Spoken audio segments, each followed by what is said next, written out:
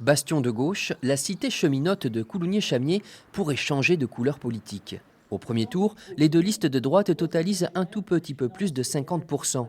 Deux listes qui ont fait le choix de s'allier. Yves Schrick, qui a fait un mandat dans l'opposition, renonce au profit de Thierry Sipierre. Je passe la main à Thierry pour préserver l'intérêt général de Coulommiers-Rouen. Et je suis heureux que 6 d'alternance pour Coulommiers-Chamiers, dont 4 avec des responsabilités, puissent s'engager avec lui dans ce sens. Élu au conseil municipal de Périgueux dans l'équipe d'Antoine Audy, habitant de Trélissac, c'est en sa qualité de pharmacien que Thierry Sipierre a appris à connaître Coulommiers-Chamiers.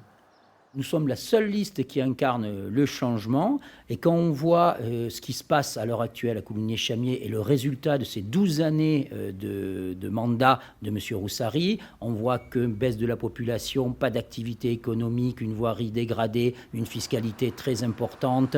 Donc il faut absolument que ça change.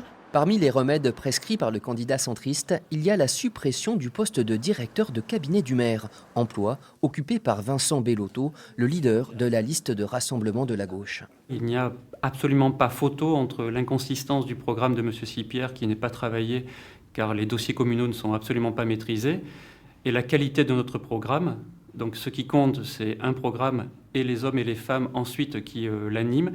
Et là, je n'ai absolument aucun doute quant à l'ambition que nous portons. Malgré un premier tour tendu, on ne s'est pas envoyé que des roses à gauche, Vincent Bellotto est parvenu à réaliser ce qui a été impossible à Périgueux, l'union de toutes les gauches. Verts, communistes, insoumis, anciens socialistes, jusqu'au PS de Mireille Borde. Après avoir conduit sa propre liste, qui est arrivée 4e, la conseillère départementale a pu trouver un accord avec Bellotto. Si nous avons fait le choix, Coulommiers-Chamiers demain, de nous positionner dans la liste d'Agissons Ensemble, c'est bien parce qu'on pense qu'il y a un danger. Nous ne voulons pas être les fossoyeurs de la gauche. Si la gauche gagne, Mireille Borde sera adjointe en charge de l'ANRU, le renouvellement urbain, un projet déjà en cours de plusieurs dizaines de millions d'euros qui se réalisera quel que soit le résultat de ces élections.